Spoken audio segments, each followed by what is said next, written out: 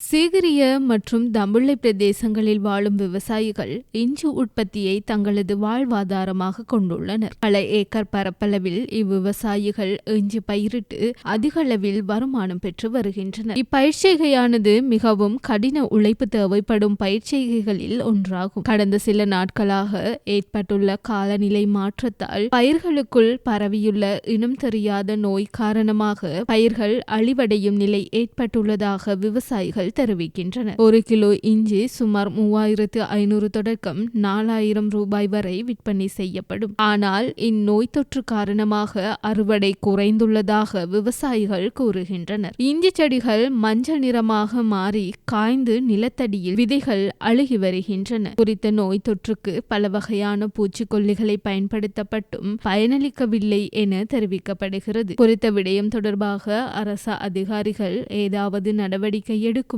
விவசாயிகள் கோரிக்கை விடுக்கின்றனர்.